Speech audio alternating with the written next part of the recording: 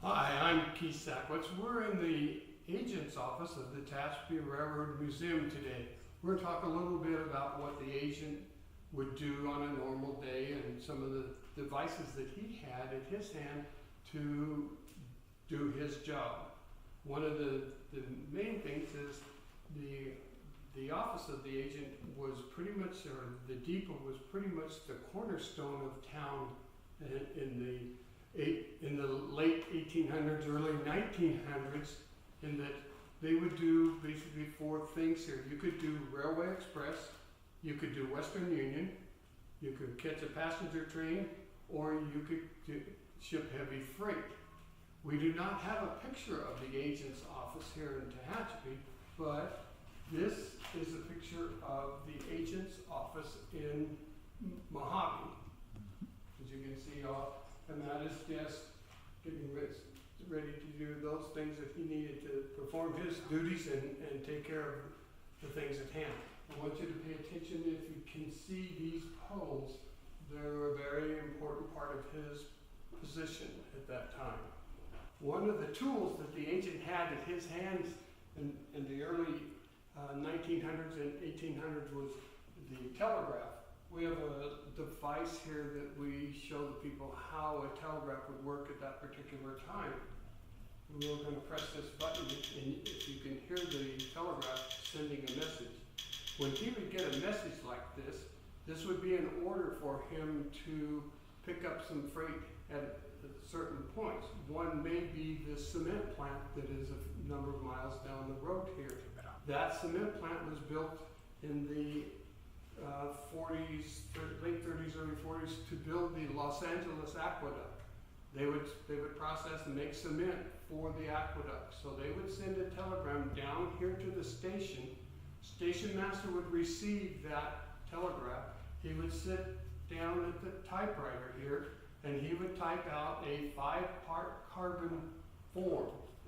And that form was to let the engineer know where he was going to stop, as well as the conductor. The conductor was the captain of the ship or the captain of the train at that particular time. So he would type this out in 5-part carbon, one for him, one for Bakersfield, and he would make up 3 of the hoops here. He would attach the message for the train, or the orders for the train to fulfill its duties. In that process, he has what we call an order board sign outside, and he can control the flag that's on that sign with these levers. When he pulled the lever forward, he would say, you need to slow down and pick up some information for your train.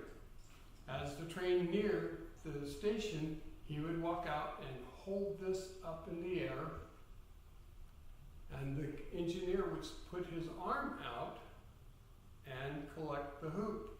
On that, he would have information as to what he was to do. Maybe stop at the cement plant, maybe stop in Mojave, maybe wherever he needed to go. He also needed to get that information to the conductor, so the conductor could put that with his paperwork, so he would have all his ledgers and information that he needed to that. Likewise, he would do the same thing.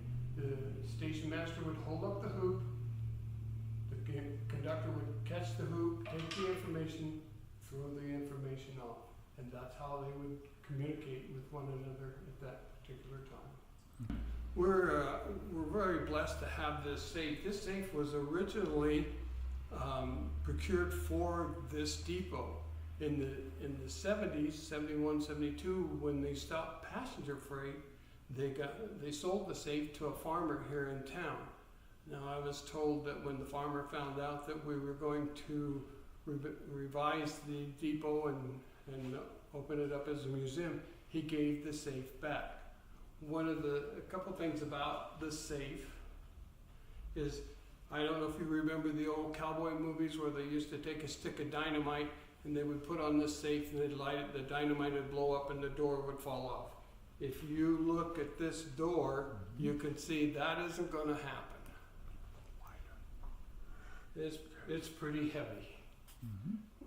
another thing I think is really unique about, if you look at the ornate picture of the flowers on the inside of the safe and the small size of the box inside of the safe compared to the size of the safe itself, quite unique and quite, I think, fantastic.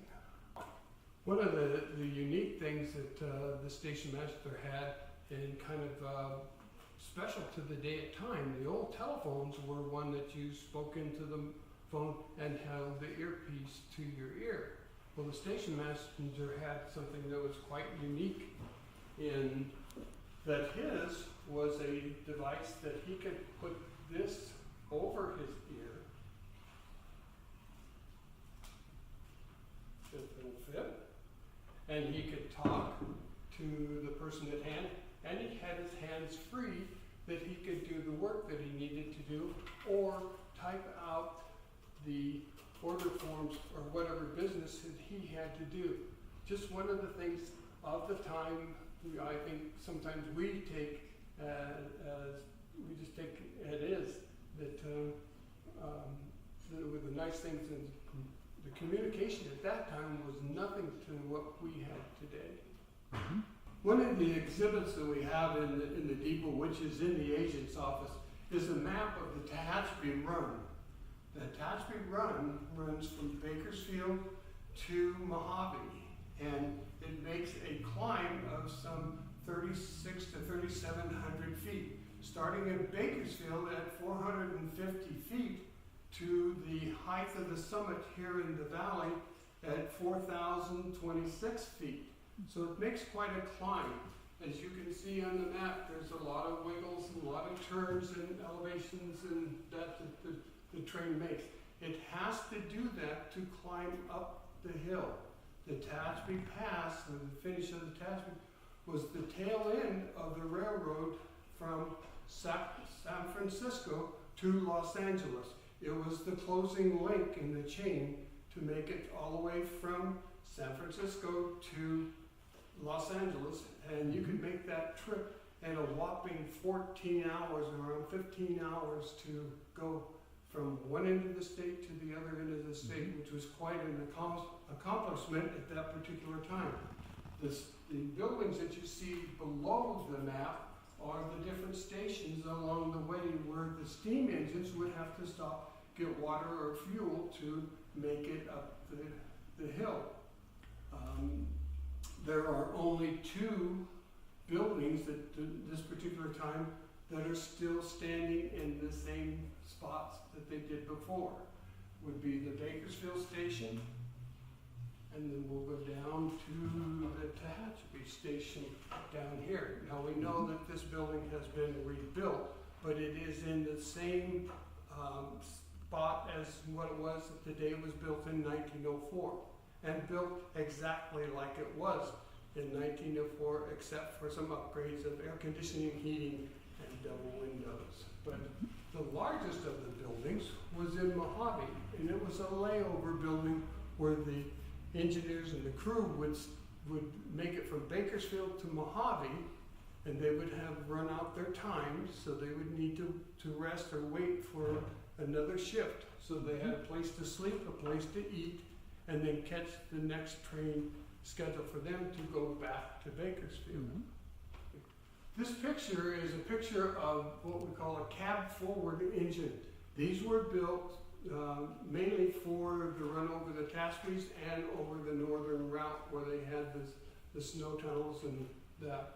But the main factor here was the engineer cab was up front, unlike the steam engine in the back, and the stack was in the back, so that when they went through the tunnels, the smoke and soot and all of that didn't go back to them or through the people on the train and choke them up. This was an oil burner. If you look at the tanker here, this was different than the wood burner in that it would use oil, which there was a massive amount in Bakersfield for them to supply the fuel for the train. This picture was taken in 1948 at the Southern Pacific Rail Yard on the round table. This was the day crew My wife's grandfather was a blacksmith for the Southern Pacific, and we found Grandpa Kirby right here. One of the exhibits that we have in the museum is our pot-bellied stove. This is four of a number of them that we have, but we wanted to display and give you an idea of different styles of stoves, sizes, masses, as what they would burn wood or coal. Coal being like so. This particular coal is a very hard coal. It burns long, it burns hot, and it was one that they really liked to use. And they also had a supply of it in the old steam engines because that's what they used to fire the steam engines. So it was readily at hand and easy to get a hold of. But as you can see, there's different styles in that. In this particular building, up until around 1935, 38, they didn't have electricity or heating as we know it today. They had a pot-bellied stove. And there was one in this office, and that's all there was. So you either froze to death or you roasted. But they were very unique in their styles and how they functioned. This particular one came out of a caboose. And this was an SP stove, so this was Southern Pacific Company, and this was made for the caboose. You can see the lip that's around here, which would hold the pots of the coffee pot or whatever they were heating on the stove at that particular time. We feel very fortunate to have these and to be able to show them to the public and let the people see how they function and how the building, how people heated and cooled their buildings.